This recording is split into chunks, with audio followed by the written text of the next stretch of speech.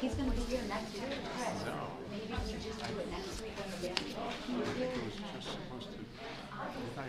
Well, they'll mention it, and then we can mention it again next week. The coach is here, so let him talk about him and just say he's not here tonight. And then he'll be here next week, I hope.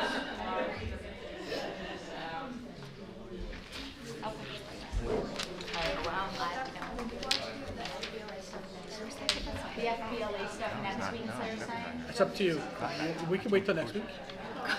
We have the list because she's gonna read all the sports. Yeah, so maybe we'll do it next week because she's part of that. So maybe Perfect. we'll do the FBLA Wait till next week. week. So should we start? Yeah. We good to go? Yes. Start? Okay, great. Okay, good evening, everyone. Welcome to the Caldwell-West Caldwell Board of Education meeting this Monday, March 13th, 2023. It is approximately 7:08 p.m. This evening, the board met in executive session in the superintendent's office at 6 o'clock p.m., 104 Gray Street in West Caldwell, New Jersey. The purpose of that meeting was to discuss personnel, litigation, miscellaneous, and old business matters. That meeting was advertised and is in compliance with the Open Public Meeting Act and NJSA 10:4-6, also known as the Sunshine Law.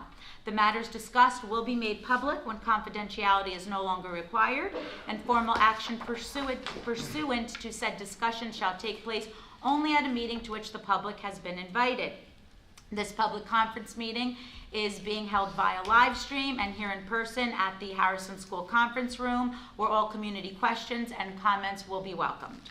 The Caldwell-West Caldwell Board of Education public conference meeting is in compliance with the Open Public Meetings Act and NJSA 10:4-6, also known as the Sunshine Law. Notices have been sent to the Progress, Caldwell, New Jersey, the Star Ledger, Newark, New Jersey, and Tap Into, West Essex. Notices have also been posted at the Board of Education Business Office, Harrison School Building, 104 Gray Street in West Caldwell, New Jersey, and have been delivered to the clerks of the Borough of Caldwell and the Township of West Caldwell for posting. Brian, will you please take the roll? Yes. Student Representative Claire Kiernan. Here. Ms. DiMartini. Here. Mr. Elko. Ms. Mack. Here. Mr. Diambola. Here. Ms. Grosso. Here. With 4 members present, 1 absent, we have a quorum. Great. Can you please rise for the Pledge of Allegiance? I pledge allegiance to the flag of the United States of America and to the republic for which it stands, one nation, under God, indivisible, with liberty and justice for all. Brian, do you have any communications? None. Okay. Superintendent's report, please. Thank you, Board President. I'd like to invite up Caitlin Mullen and Addie Keenan, both from the House leadership from the Grover Cleveland Middle School.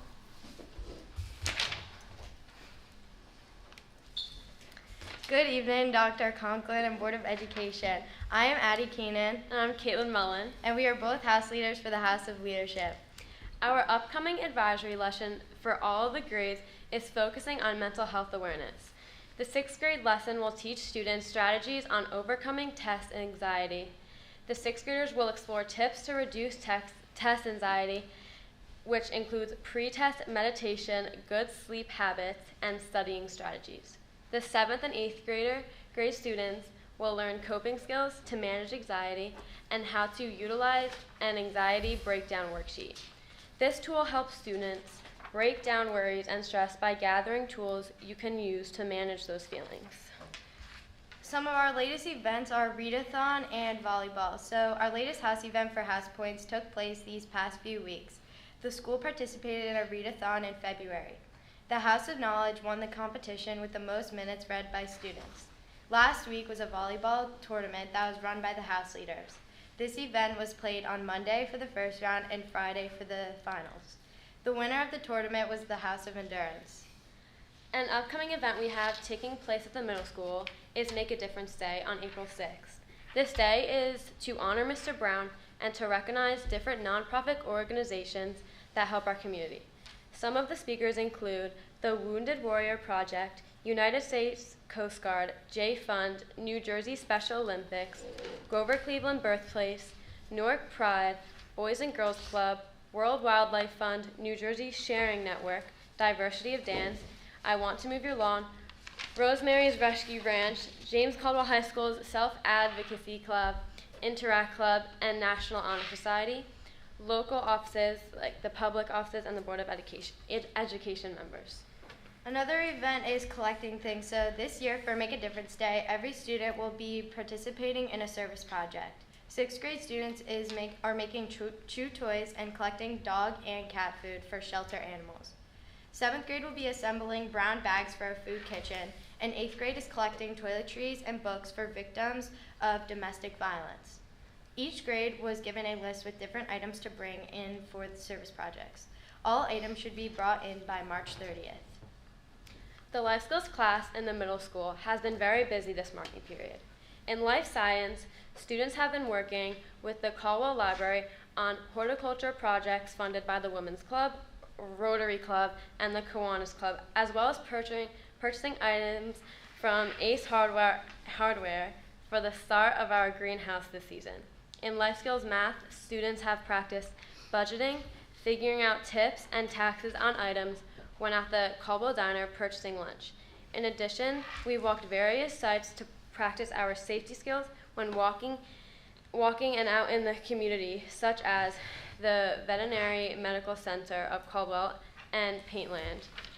All this has been in conjunction with our community-based instruction, which has been beneficial to students learning in many ways. Even washing the physical education pennies at the town laundromat has had its own purpose.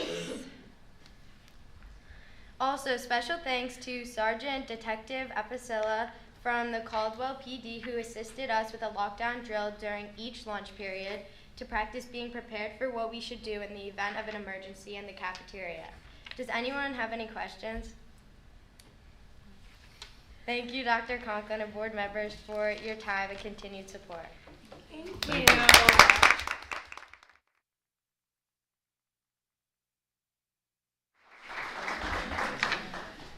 I'd like to invite Mr. Romano up to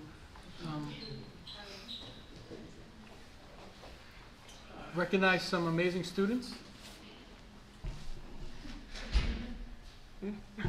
Good evening. Thanks, Dr. Conklin, the board, for inviting me here tonight. This is a great occasion, actually. I'm proud to be here, proud to represent some of our student athletes. I'm not going to do a lot of talking here. I'm going to introduce our coaches in a minute, but I would like to give you a little bit of history about what we're doing here tonight. We've got two remarkable student athletes that reached some impressive plateaus, is the way I'd like to put it, and that's 1,000 points for basketball. When we think about that, records go back to the 1930s for Caldwell High School in basketball. And over that time period, we've had 6 boy 1,000-point scorers and 5 girl 1,000-point scorers. So to get 2,000-point scorers in the same year is pretty amazing. And these are two remarkable athletes. So I just thought you'd like to know that, and I wanted to share that with you. Enough of me. I'm going to introduce our two coaches. We'll first go with Coach Keenan, and then Coach Fess will follow up. So again, thank you for inviting me. Coach Keenan. Thank you for having us here tonight. I first wanted to congratulate Ray for scoring his 1,000th point. It's been fun watching him these last few years, and to Fess for an outstanding basketball season this year, especially. It's been fun watching them. And on to our player, Lauren. I wanted to congratulate her on an outstanding basketball career at Caldwell High School. She's been a 4-year starter for us. We've had great seasons. She's had a combined record of 60 wins and 35 losses. We won a division. Last year we won the Liberty Division in our conference, which pushed us up to the American Division this year, which is much tougher competition, but she was still able to score her 1,000th point this year. She finished with 1,020 points. And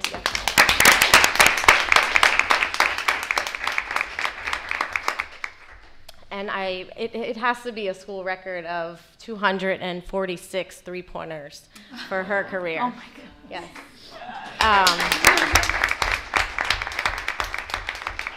Against University at home this year, she had a career high 26 points with 8 three-pointers in that game. So that has to be a record, 8 three-pointers in one of our games. So congrats to Lauren for those accomplishments. We're going to definitely miss her next year. We've had, fun watching her shoot the lights out for the last 4 years. But I know she'll bring that with her when she goes to continue her career at Widener University next year. So. Come up here. She should go. Come on, Lauren. Do you want to say anything?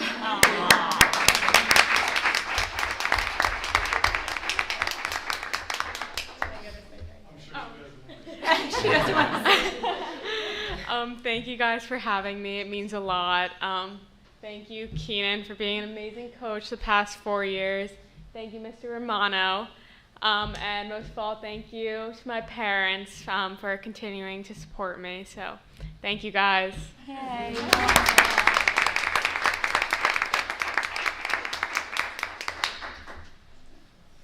Good evening, everybody.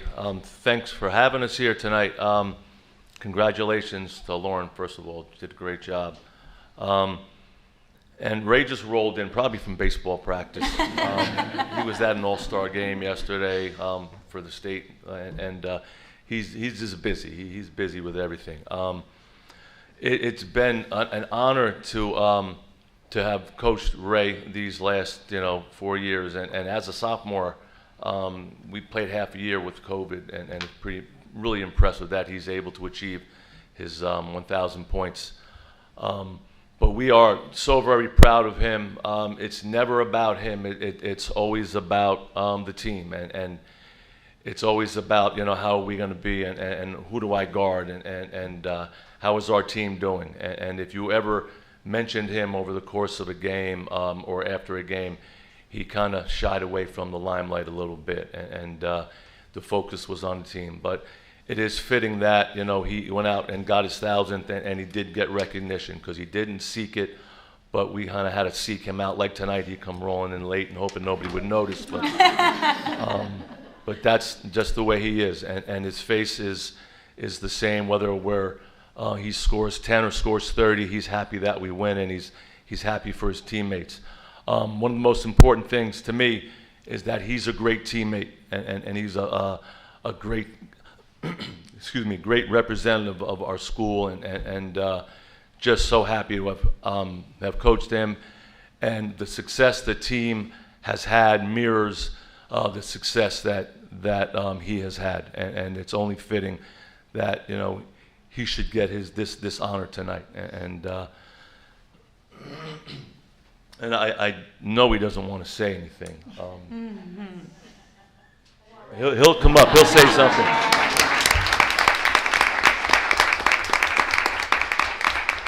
Now, Ray is a man of few words. He's all about actions, and didn't say much this year, but so I don't know how much we're going to get out of him, but we'll see. I just want to say thank you to my coaches, Coach Fest, Coach Batoya, for teaching me the game the last 4 years with you, and since third grade with you. I just want to thank my parents. My mom's here and my dad's at home, but I just want to thank you guys for your constant support, and also thank you guys, the whole community. Thank you for your support.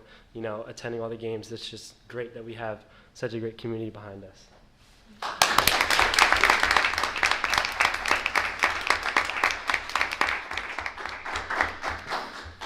Take a 2-minute break. Yeah, we're going to take a 2-minute break, but before that, I just want to thank Coach Bess and Coach Keenan. I know you have Coach Patoy is here. I know, I'm so sorry. I know this is, Coach Keenan, the freshman coach is here. No, this is our JV coach. JV Coach Lisa. Coach Lisa. She was Miss Keenan's coach, right? Yes, Coach Lisa. Yeah. So I just want to thank you. Really, I had the pleasure of sitting with the West Essex athletic director at the hockey dinner the other night. And he said to me, like, the most important thing, he's like, you guys have had like an outstanding year. And he's like, you know, it's all about your coaches. He's like, you have these homegrown coaches that care about the kids, that are in it for the long haul, they're in it for the kids, and that's what makes the difference in a great athletic program. I think we can say the same for Mr. Romano as well, standing at the helm. So I just want to thank all of you for being here tonight, for all that you do for our kids. Obviously, their success falls on your shoulders. You take their losses to heart, but you should also be celebrated in their successes. So we want to thank all of you tonight as well as thanking these two great, amazing players. We're so honored and blessed to have you as role models for our children in the community and to celebrate you both tonight. Let's all stand up and give them a big round of applause.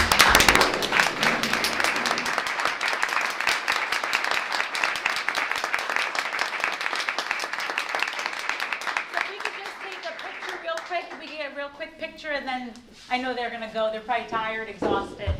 Make them stay here.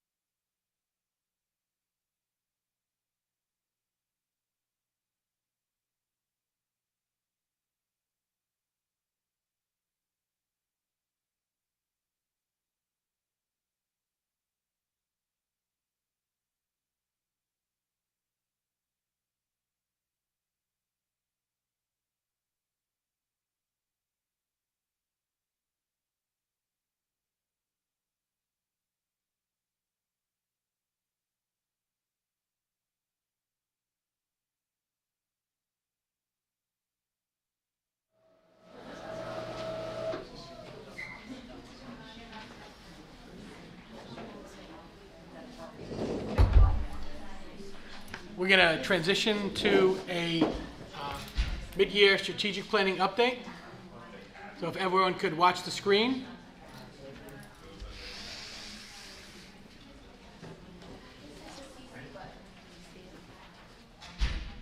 This presentation is intended to provide our Caldwell-West Caldwell Board of Education and community members with some mid-year updates on our progress towards our strategic planning goals. Our student wellness goal is that by the end of this school year, we will see a 5% increase in students agreeing or strongly agreeing with survey statements pertaining to their social, emotional, and physical health when compared to their responses from this past September. Surveys were administered to get student feedback on social, emotional, and physical well-being in school. We learned that approximately 88% of our high school students who completed the survey agreed that there is at least one adult in school who they would feel comfortable going to for help or support. To move that 88% to our goal of at least 93%, school counselors are making a concerted effort to meet more frequently with each student to ensure that they feel connected and supported. With regard to physical well-being, we noticed that students self-reported as not getting the amount of sleep that is recommended for them to be healthy and able to engage fully as learners. Health teachers are providing lessons on strategies to support better sleeping habits, and our guidance department is striving to enhance communications with families through some of the forums listed on this slide. This slide shows some key points from our middle school. For both the middle and high schools, the survey will be re-administered mid-spring to monitor toward our goal. At the heart of family engagement is a focus on the inclusion of all families as partners in their children's learning. Family engagement is intended to help remove barriers and improve communication. The district believes that parents make an enormous contribution to the success of our schools. Families help by partnering with the staff to improve student outcomes and serving as advocates for student success. The district has engaged in a number of approaches to improve family engagement and communication. We are striving to provide consistent, coherent, and streamlined district-wide messaging. We use Google Translate and Lexikey to provide all families with access to district and school information in their native language, and also accommodate any requests for families to receive messages outside of online programming, for example, in hard copy. We continue to survey stakeholders and analyze results to improve our family engagement and communication. We had over 52 responses to alumni survey from the class of 2022, and we found that 85% are attending four-year colleges, 6% are two-year colleges, 2% are technical and trade schools, and 5% are in the military. 26% of the graduates felt that they were very well prepared, 38% indicated they felt mostly prepared, and the remainder of students currently attending colleges felt somewhat prepared. One big item that the community will see in the next several months is a new website that includes an application for your phones.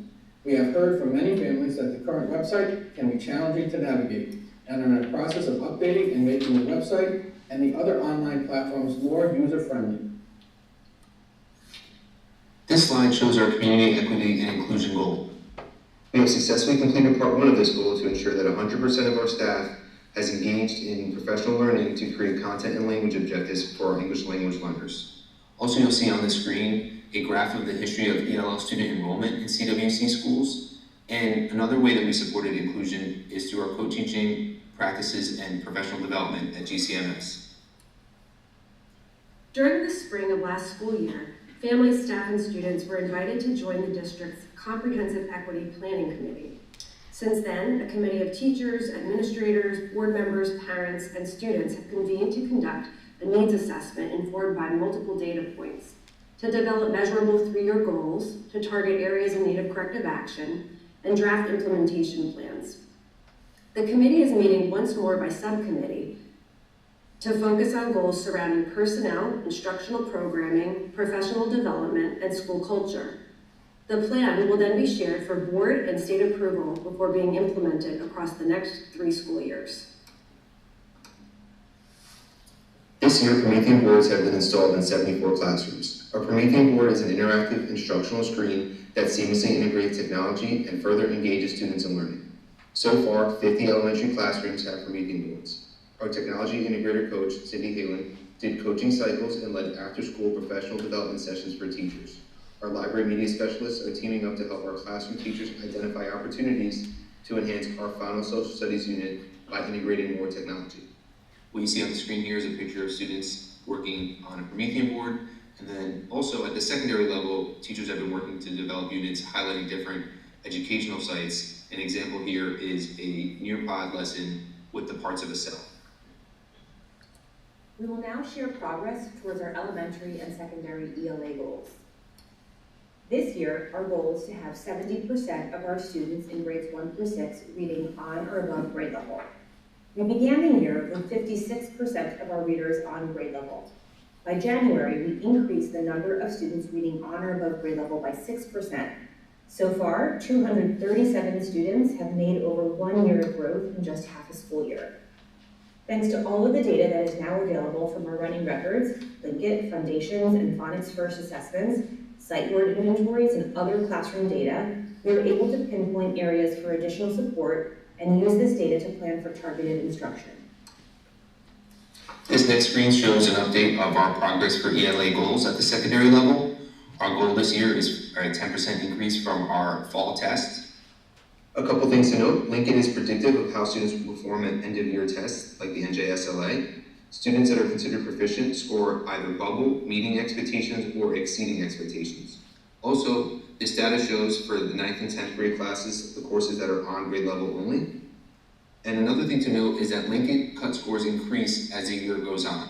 So what is considered a proficient score on Form A in October may no longer be considered a proficient score in Form Bs. And lastly, we should share that on February 15th, teachers examined students' individual data and set goals for improvement for the spring. We will now report progress towards our elementary and secondary mathematics goals. This year, our elementary math goal is that 100% of our teachers attend professional development in content and standards to differentiate instruction and create standards-aligned assessments and pacing calendars. We began our content institutes last summer, and we'll be finishing with our last institutes next month. These institutes are led by an expert consultant who is also working with our STEM coach, STEM teacher leaders, and other classroom teachers to make strategic adjustments to our pacing calendars based on student needs and teacher feedback. Our STEM teacher leaders have created new end-of-unit math assessments that are more targeted. This spring, our consultant will be leading lab sites in schools so teachers can engage in co-planning, co-teaching, and reflection as they continue to hone their math pedagogy. This next slide shows our secondary math scores. Again, we're aiming for a 10% increase from Form A to the spring test. Another thing to note is that 8th grade Algebra 1 and Geometry scores are for courses that are on grade level only. In math, all curriculum has been revised at the secondary level in these last 2 years. This year, teachers are focusing on the implementation of our pacing guides, increasing rigor, and incorporating standardized test questions.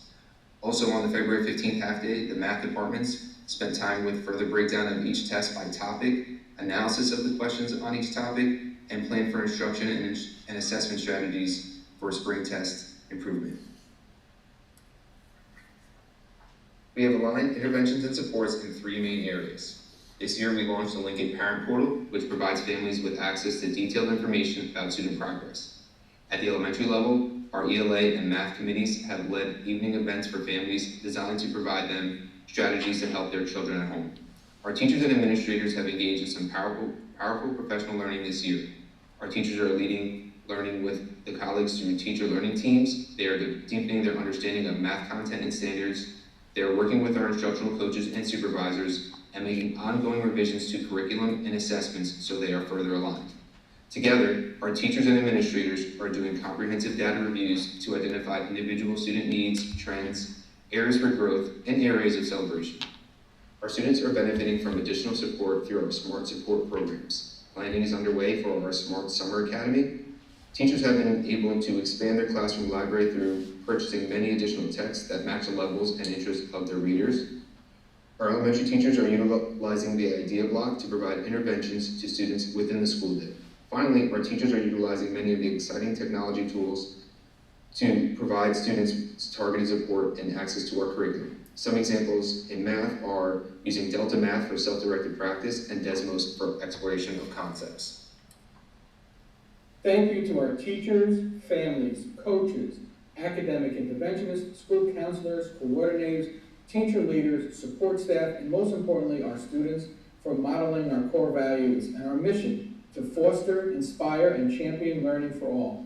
For more information about the district's 5-year strategic plan, please visit our website. Please share your questions at info@cwcboe.org. Thank you.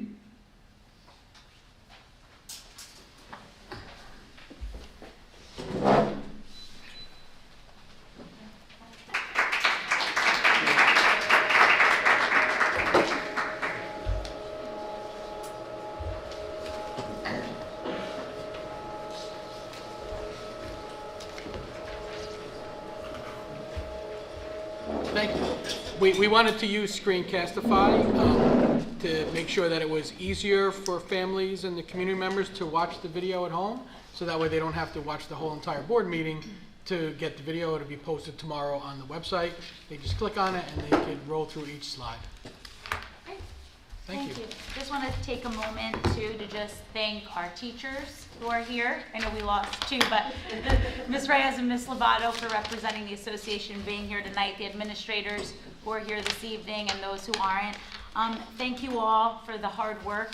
A lot of what's on that screen, there's a lot of words and numbers, but the most important thing is you're all setting examples to our kids that no matter what age we are, we can continue to learn and grow.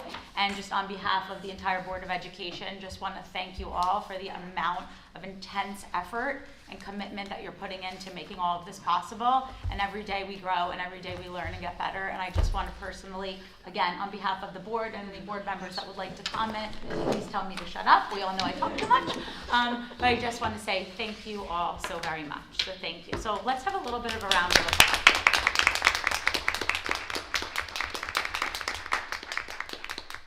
Any other board members like to say a comment?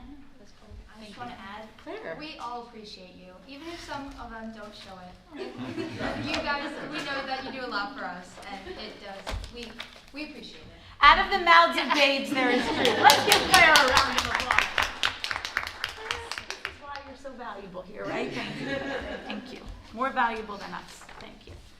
Okay. I have another presentation. Good. Sorry. Oh gosh, we have the auditor. Oh my goodness. Here we go. Here we go. Yes. Just briefly introduce, this is Ms. Ms. Kathy Mantel from Savasia. She's our auditor. She gave a presentation on our recent audit. Kathy, thank you for being here. It's a pleasure to be here. And actually, when you have such fulfilling things to do at your meetings, this is a tough act to follow that. So I saved the best for last. That's right, Kathy. Well, I appreciate being able to be here and talk about the audit. The audits just keep getting later, and it's something that drives me crazy. So the due date used to be December 5th, and the reason why the audits are delayed is because state, particularly the Division of Pensions, is not forthcoming with information. And so there's all different kinds of information that we get from them. There was some information that has to be embedded in the core statements of the district, and that information used to come out in the middle of July. It's now coming out September, October. I did a research project for New Jersey ASBO, and it was very irritating to me to see that every piece of information that we need to complete these audits just keeps coming out 1 month later. So I do apologize. I like getting them done early, and then of course we ran into some bumps along the way in January and February. But anyway, I will keep it brief. So the report is probably somewhere between 150 to 100 pages. I see some new faces here, so I don't feel like I'm being too redundant. My takeaway is the handout that I gave you is just a snapshot of what I feel is the important information for each board member to have somewhat of a familiarity with. So we take fund balance at June of 21 compared to June of 22, and it's up over $5 million, and then you have to stop for a second and think about that. So we're on the third year of the pandemic. You had a lot of federal funds coming in, and so you were able to achieve some savings because you weren't fully operational, and also you had federal funds that you could utilize for costs that typically the board would fund themselves. So with that being said, it's not a surprise that you would have money left over. But the good thing about that, and I'm a big proponent of it, is making sure that you put money into reserves. And so you'll see the reserves as balances June of 22. The capital reserve is up to 7.5 million. Maintenance reserve is 2.2. You created an emergency reserve this year that was a little over 500,000. I think it's very important to have those reserves because you are limited to a 2% increase in spending, and that includes capital. So sometimes that's a tough feat to pull off under that 2% limitation. And then I just wanted to remind you that in the past 2 years, 20 and 21, due to the pandemic, the state allowed, actually dictated that unassigned fund balance should be 4% instead of 2%, but that is going to revert back to 2% at June of 23. All that means is that you've had more unassigned fund balance for the past 2 years, and come June of '23, you're going to be able to reassign that. You can either use it for your budget or you can put it into reserves. And right now, you're putting together your 23-24 budget, and so some of that strategy is there. And I always tell VAs in every district where I'm the auditor, pick up the phone and give me a call, because there are some links in the budget document to make sure that we're on the same page. So again, at the bottom of the first page, I just say that, pretty much the increase in fund balance will come from unexpended budget appropriations. You did have some small withdrawals for capital reserve and maintenance reserve during the year. Another note is we implemented a new standard last year. It was GASB 87 for leases, and the district will be required to implement GASB 96 subscription-based information technology agreements. All of these affect you in some way or another, and that's another reason why the audits just become more and more complicated. So on the second page, I always like to monitor and let the board see how much fund balance you're using each year for your budget. And so in past history, pre-pandemic, it was somewhere around 300,000. So in the verbiage, I said, anything over 300,000 should be used for one-time events. And I believe that it has been used for capital or one-time appropriations. Again, a recap of how you began the year and ended the year with capital and maintenance reserves. There were deposits made in June. There was some money that was withdrawn by the budget. Your capital projects fund is Fund 30, and so you have one project in there that has a balance of $275,000. Debt service fund, you pretty much budget your revenues and appropriations to equal, so the balance at the end of the year is 0.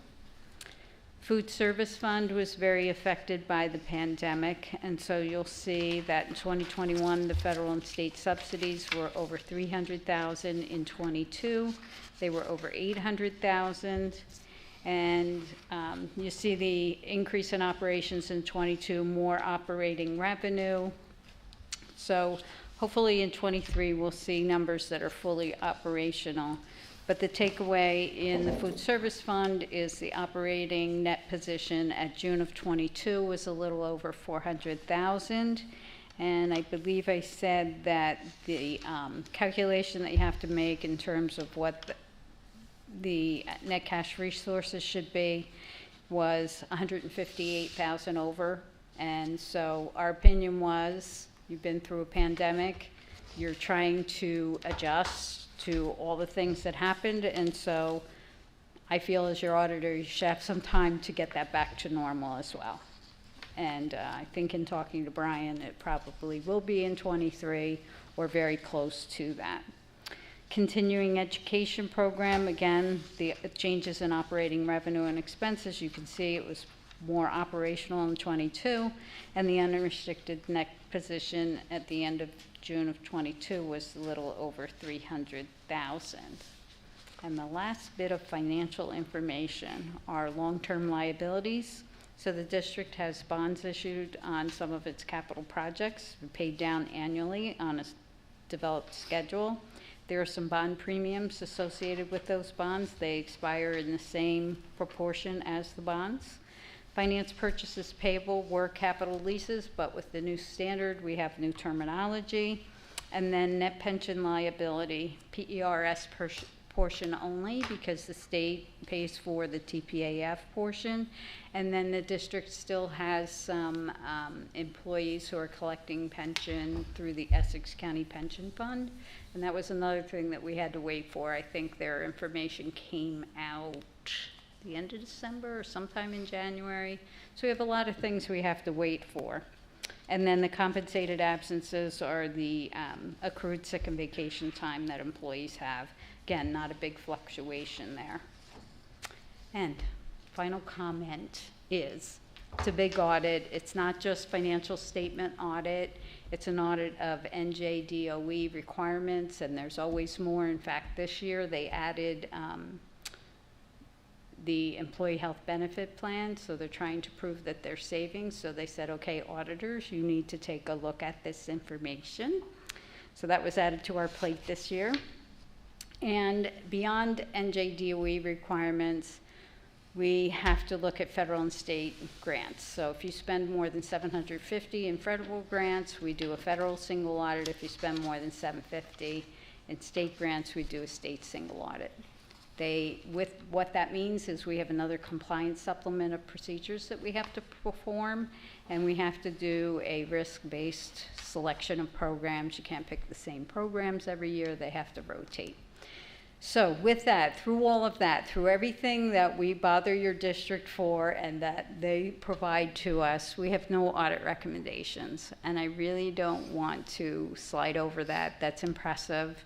It's not easy to do that, but with everyone that we've worked with in Caldwell, we've always had that high standard that everyone had in the business office, and so we do not have audit recommendations. The other part of that, since Brian is a little bit new, you know, he knows that he can reach out to us and ask us questions, and so we have the opportunity to talk about things before they become a problem, or he, you know, asks us our advice or our, you know, take on different things.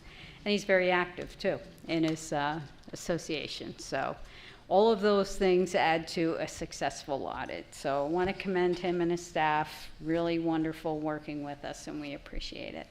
So. Thanks. Thank you. Good. Thank you. Yep. Anybody has any questions? Questions? No. Okay. Thank you. Appreciate it. I do want to take a moment to just thank Brian and his staff, the business office.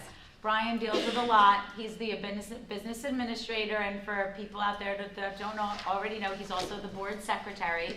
So he has to deal with us a lot. And Brian, can you print this? Brian, can you help me? Brian, we need budget for dummies. And he's amazing. He's not only a wonderful human being, he's a wonderful BA, and he runs a wonderful office, as Kathy can attest to, as an outside person, and an auditor who speaks the truth because she has nothing to lose. So Kathy, thank you for your time, and Brian, thank you for everything on behalf of all of us. Thank you very much. With clap. Just a few of us on the clap.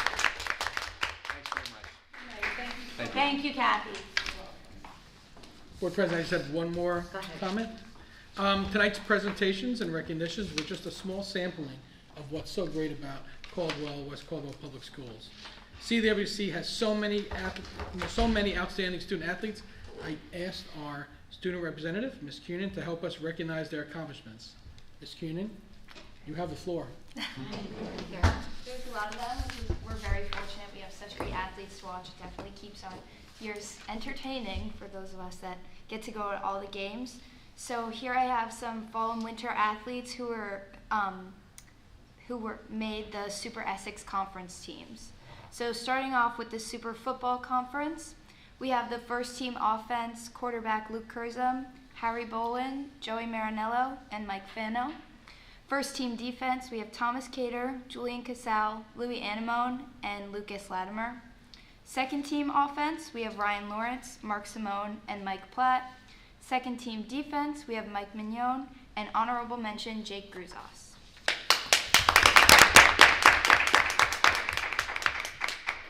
As for the cross-country honors, we have the Super Essex Conference girls team. First team all-around, Hannah Morgan. Second team, Julia Canonico. And honorable mention, Grace Kaczynski and Isabella Partha. For the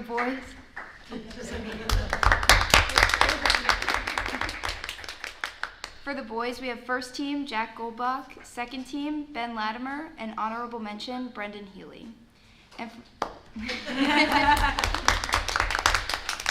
And for all county recipients, boys first team, Ben Latimer, boys second team, Jack Goldbach, and girls first team, Hannah Morgan. For girls tennis, we have first team, Sydney Schiffman, second team, Marissa Brown, and honorable mentions to Sophia Gauze and Hayden Levine. For boys soccer, we have first team, Zachary Nat and Jordan Catronbone. Second team, Kaylin Cook. And honorable mention to Dominic Vandermolen and Jason Calora. Girls soccer, we have first team Cassidy Brown and Maya Rivera, second team Juliana Procopio and Shane Stafford, and honorable mention to Mia Rodriguez and Maggie Tierney. For volleyball, we have first team Ileana Acosta and honorable mention to Casey Pack and Natalia Brown.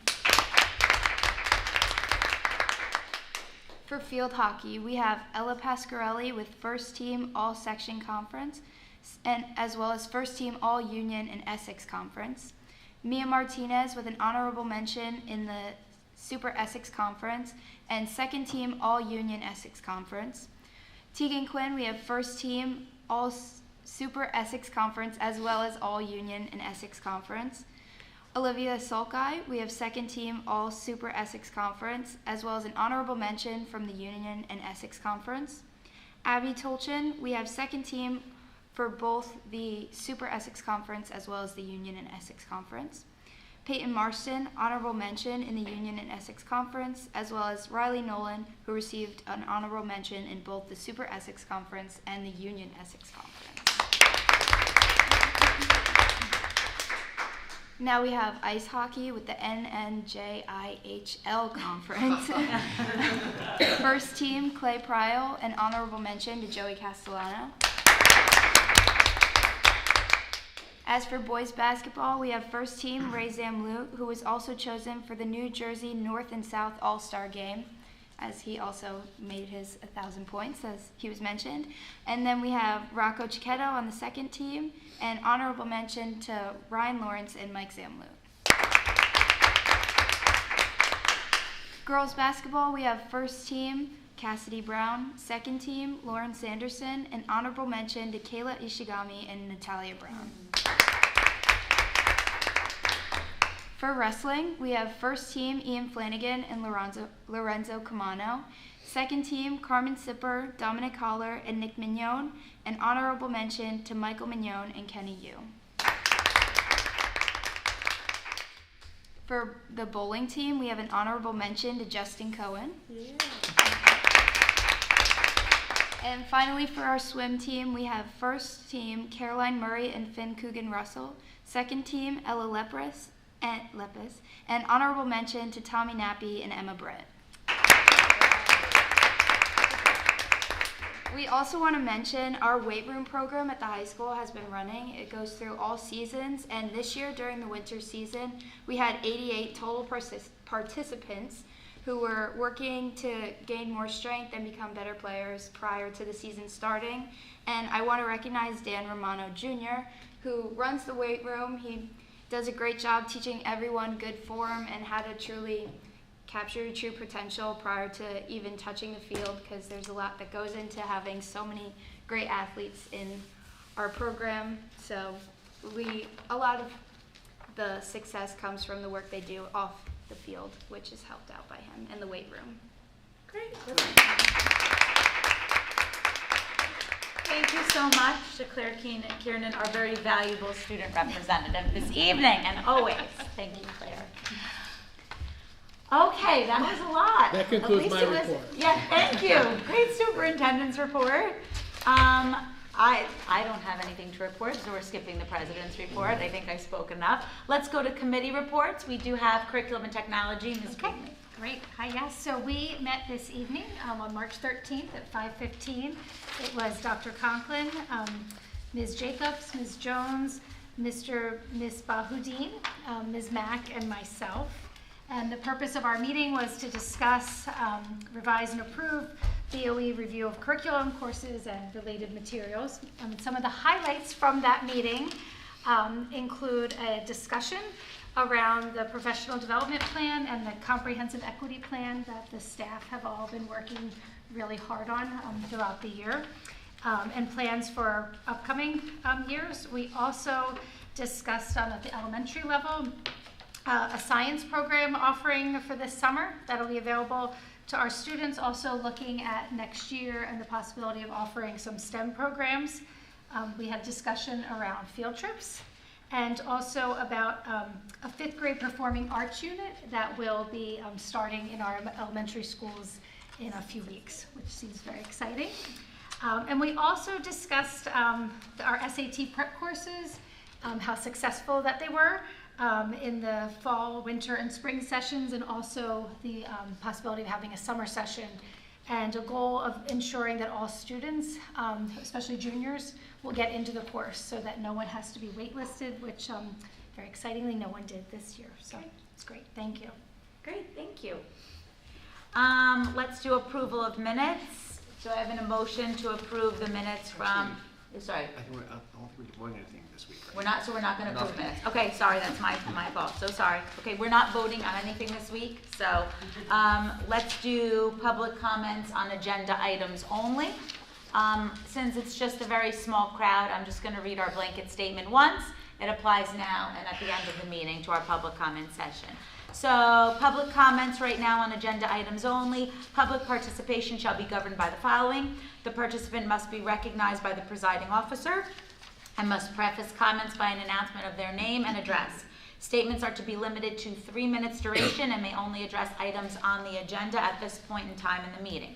Participant may speak no more than once on the same topic until all others who wish to speak on that topic have been heard.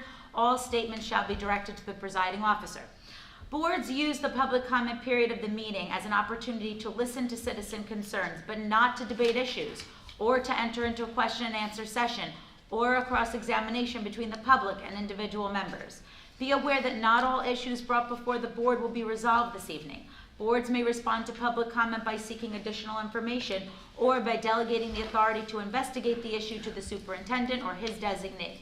The presiding officer may interrupt, warn, or terminate a participant's comments if it exceeds the allotted time or is objectively obscene. Participants may be civilly liable for any obscene, defamatory, or slanderous statements made during public comment. Would anyone like to get up this evening and make a comment on agenda items only?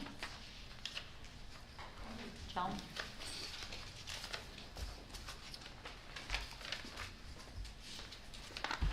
Good evening. I'm Joan Hillman. I live at 58 Small Avenue. To begin with, I want to thank you for giving that presentation on the strategy, the update. I had a couple questions, but I see like some of the people who might be able to answer have left, but I did try to grab a couple people. I just specifically, because my son's in 7th grade, I noticed that a lot of the scores were really well in some of the other, the change did increase in some of the other grades, but I just looked at 7th grade and saw that there was a decrease actually from the fall to January in mathematics, so that was like -5%. And then looking here, I think somebody addressed something about algebra going down 18%, but I didn't really understand what that was about. And same thing, in the English, I see that there was really only a slight improvement in the 7th grade class. So I actually haven't met the new director, and I guess he's not here, he wasn't here tonight? He was. The director of secondary? No, Jamil wasn't here. Yeah. I saw him in there. He was here. He was here? Yeah, I didn't see him. So Yeah, sorry. I talked with one of the other people, they said he wasn't here, so. Oh, he was here earlier. Maybe he didn't make it into the meeting. Oh, okay, yeah, he wasn't at the meeting, but anyhow, I had those questions. If you actually sent an email to Miss Jones, have you spoken to Miss Jones? She's the assistant superintendent, or you can send it to me if it's easier. Just send me an email with your questions. Okay. And I'll be able to get you a more thorough answer. I could give you a short answer tonight if you like. Okay. So the cut score is a little different. So a passing grade might be 50% on Form A and 70% on Form B. So the scores may be not as great of a discrepancy, but the students have learned a lot more information depending on, so they'll give you more information specific to that. So a 50% on Form A might be equivalent to a 45 or a 40%. So if you're getting a 60% score, you're actually learning a lot more information and having a lot more success, because it's a predictor for the end of the year. I don't know if I made sense by saying that, but they'll be able to explain it better than I could and give you the information. And the algebra assessment, we're right now realigning all of our curricular maps, and the assessment is a little bit ahead of our curriculum map. So some of the information that they used in Form B wasn't taught yet, so they re-administered Form B more recently when the curricular mapping caught up. because we're redoing our algebra and geometry curriculums this year, and it wasn't in alignment. So that's why you saw such a depressed score in algebra. In algebra, thank you for that, because I know with my son in 7th grade, he had mentioned in beginning of the year a lot of the stuff he hadn't learned. So I would have thought that the grades would have went up. It's a predictive test. It's predictive. So the more that they learn, the higher their score expectation is. I got it. Okay. So that's why the score may seem like it didn't go a lot higher, but the students gained a lot more information and knowledge, even though the score isn't necessarily always reflective of that. Again, Ms. Jones and Ms. Bahudin will be able to explain it better than I can. Okay, great. Thanks. I appreciate that. The other thing that I wanted to mention was about that survey that, or I think it was what was it called? The student wellness section. There was the information about the survey for the high school, and that had a lot of detail in it. But for the middle school, it kind of went over real quickly. So I don't know, was there a survey taken at the beginning of the year? Because it just said, well, we're going to re-administer the surveys, but it didn't give the results of the survey for the middle school. Again, it's just a summary. If you want more specific information about the summary, send me an email, and I'll be able to explain. We survey students all the time. Right. Well, this one, I'm looking at the high school, and it's whoever presented for the high school on this screen, on this one presentation, it said, oh, we got 83% results. And then it said, in the fall, and then it said we wanted it to increase by 10%. So it was quantifiable. I'm an accountant too, so I like numbers. So then this one, in the GCMS, it didn't say what the survey result, the quantity of the. Right, again, it's based on our strategic plan. So the idea is that we wanted students to increase 10% in that one specific area. They might have been talking about strategic goal for the high school specifically.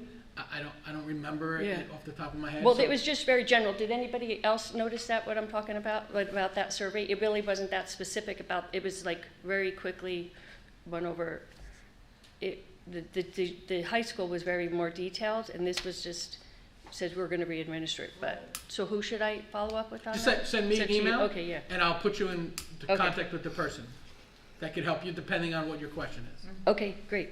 And then also, just more detail. I didn't really understand anything from that. And then, was there ever a talk about the change in start time for the high school?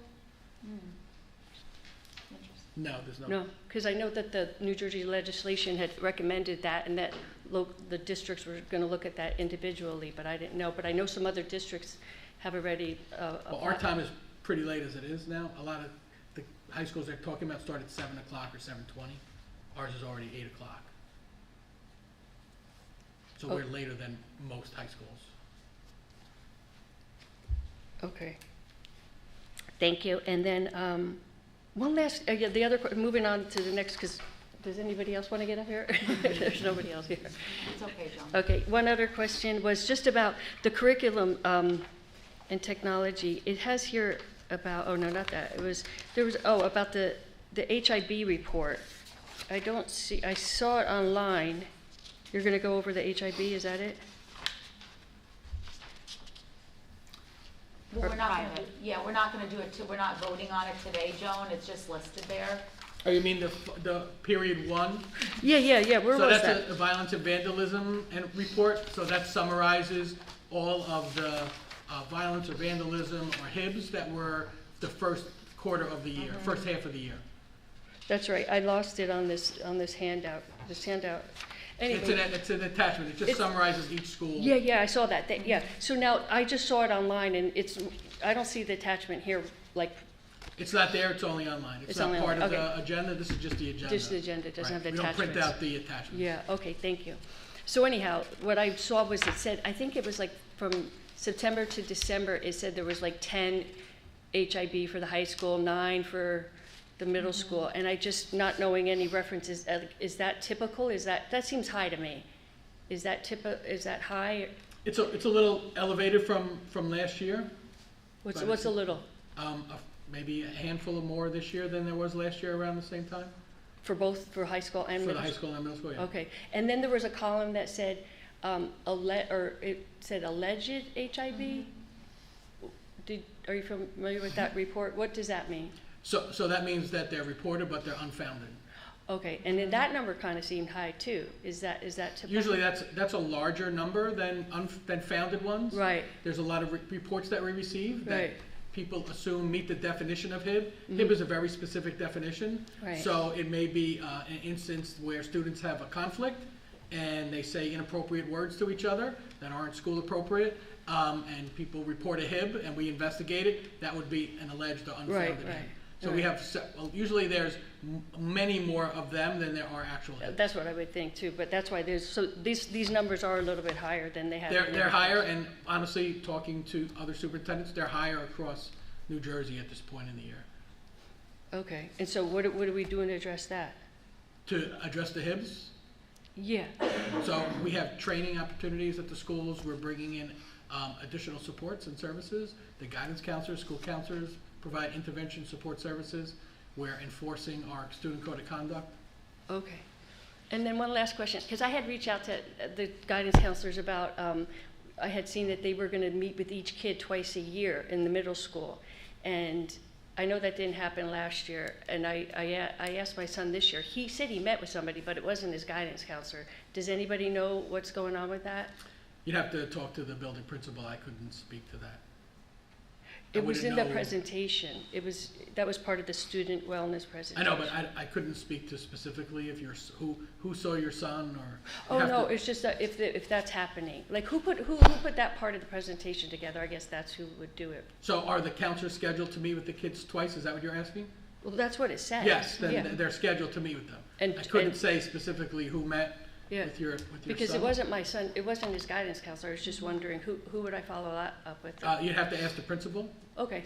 We do have a bridge counselor at the middle school, so we have an additional school counselor that we use through the bridge. Right. That's in Caldwell. They might have met with your son. I couldn't speak to that. You have to ask the principal. I just would think that they were going to meet with their counselor. That's what it said. Like they would meet with their counselor, so that I felt like they would get build up a relationship with their counselor.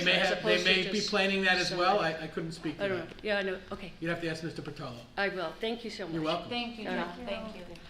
Dr. Conklin, can I just follow up for Ms. Hillman? For the GCMS survey results, who would she contact? She just email me, and then I'll put her in, depending on her question, it may be a different survey response. I mean, Joan, please feel free to jump in, but I think she just wants the results, like quantifiable results. Like at the high school, it said 88% of children feel like there's an adult in the building that they can speak to.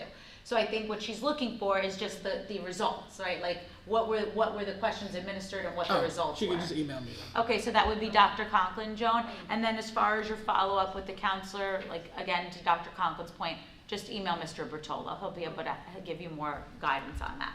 Okay, I hope you feel that answered your questions. Okay. Okay, does anyone else have a question or comment they'd like to make? We're kind of being a little loosey-goosey because we're a small crowd here tonight, so. Okay. Yes, typically I would wait till all the questions. Yeah, we would wait till all, and I mean, honestly too, like I know Joan went off the agenda. I don't care where it's just like a very small crowd. I'd be more strict if it was a larger crowd, but. Okay, so we're not voting on anything tonight. Dr. Conklin, do you want to preview anything on the agenda, talk through it, or? No, not really. Yeah. Something for the community to preview. Okay, so we will be meeting on Monday the 20th where we will vote, so everybody has some time to look over things in case anyone has any questions or comments before then. Any discussion from board members before we move on? Okay, now I'm going to open up one more time to do public comment on items outside the agenda, just giving one last chance. Andrea, do you have anything? Are you okay, Andrea? You okay? Okay. And Joan is good. Mara, Ms. Reyes, okay. All right, so then I'm gonna need a motion to end public session and move into executive session to the superintendent's office at approximately 8:10 p.m. Do I have a motion to do that? I will make that motion. And a second? I'll second. Great, Brian, can you take the roll, please? All in favor, aye. Aye. Against, nay. Abstentions? Motion carried. Okay, so now upon the recommendation of the superintendent of schools, let's make a motion to enter private session. Right? Yes. Okay, everyone, thanks for coming. It was a great fun night. Thank you. Thank you. Everyone has a daylight savings hangover.